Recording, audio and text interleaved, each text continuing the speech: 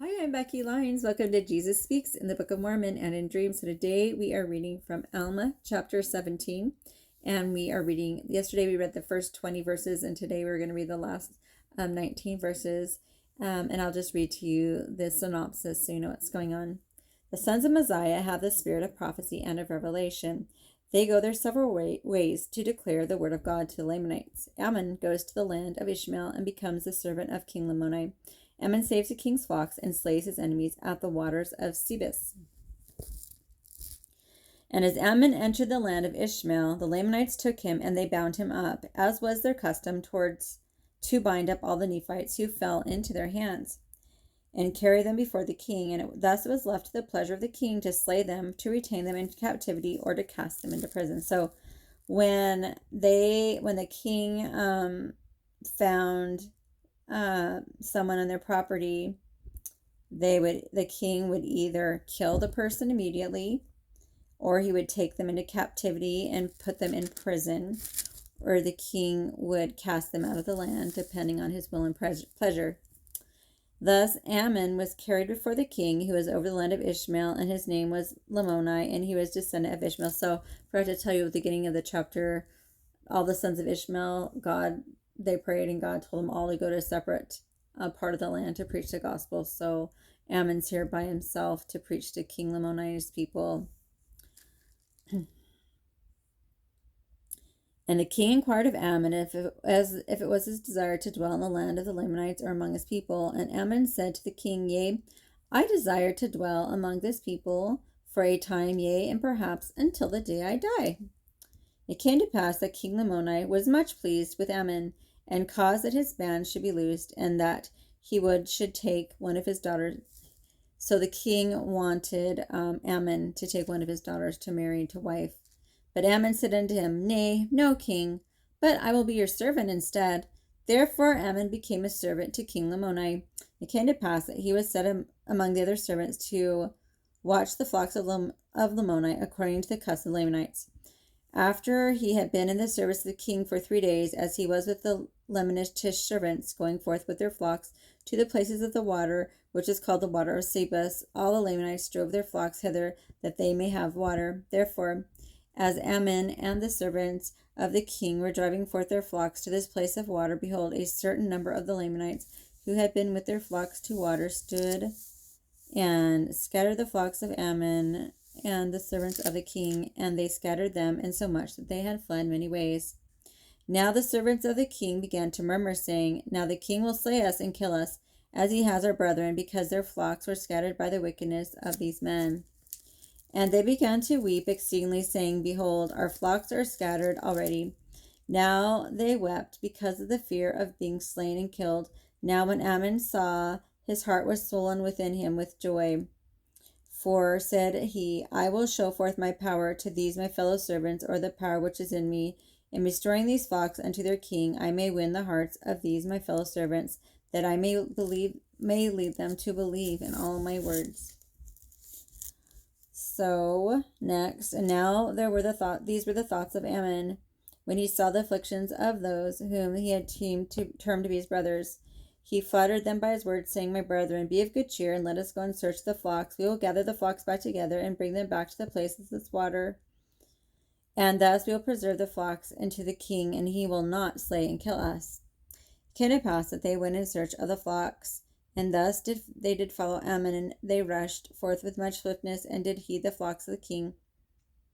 And they gathered them together again to the place of water. And these men again stood to scatter the flocks. But Ammon said unto his brethren, Encircle the flocks round about, that they flee not, and I go and contend with these men who do scatter up our flocks. Therefore they did as Ammon commanded them, and they went forth and stood to contend with those that stood by the waters of Sebus, and then they were numbered not a few. Therefore they did not fear Ammon, for they supposed that one of the men could slay him and kill him according to their will and pleasure, for they knew not that the Lord had promised Mosiah that he would deliver his sons out of their hands, neither did they know anything concerning the Lord. Therefore they delighted in the destruction of their brethren, and this cause they stood to scatter the flocks of the king. But Ammon stood forth and cast stones at them with his sling. Yea, with his mighty power he did sling stones at them, and thus he slew a certain number of them, and so much they began to be astonished at his power, Nevertheless, they're very angry because of the slain of their brethren, because they were determined that he should fall. Therefore, seeing that they could not hit him with their stones, they came forth with clubs to slay Ammon. That's pretty cool. So anyway, the men, they began to, so Ammon threw stones at them, and he kept throwing stones at them so that they could not do anything to the flocks. And then every man, they lifted up their club to smite and to kill Ammon. But guess what, Ammon? This is my husband's favorite story in the Book of Mormon. Ammon cut all their arms off. First, he throws stones at them. Then he, one by one, they're stupid enough to keep coming at him. And one by one, he cuts their arms off. As every single, if you think with the first guy that came up to have his arms cut off, they would stop. Like, oh my gosh, like if it was me as the second guy, I'd be like, holy crap, Ammon just cut his arms off. I'm not going to go near that guy. But they weren't smart enough. And every single guy kept coming up to him. And he kept cutting both arms off on each guy. And they never learned. Like, how stupid can you be? All right, let's read that one again.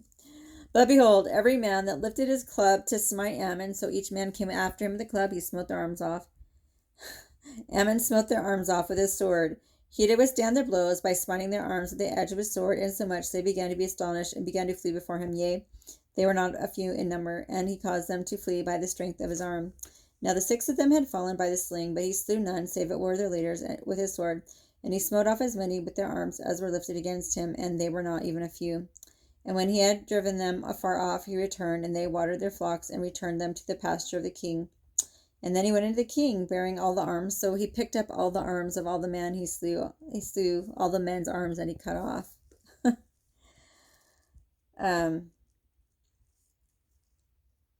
Once again, let's read that again. Okay. And when he had driven them afar off, he returned, and they watered their flocks, and returned them to the pasture of the king. And then he went into the king, bearing the arms which he had been smitten off and cut off by the sword of Ammon, of those to slay him, and they were carried into the king for the testimony of the things which they had done.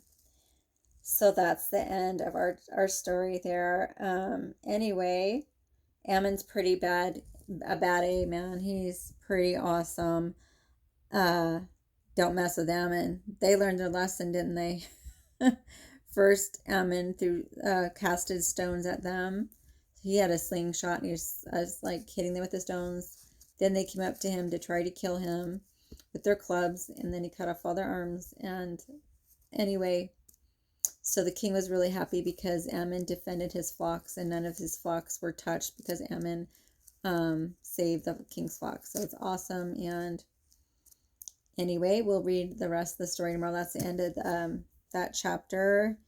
And I just think that Ammon is a really Christ-like example. We're going to learn about him, a lot more about him in our next chapter and what he teaches King Lamoni.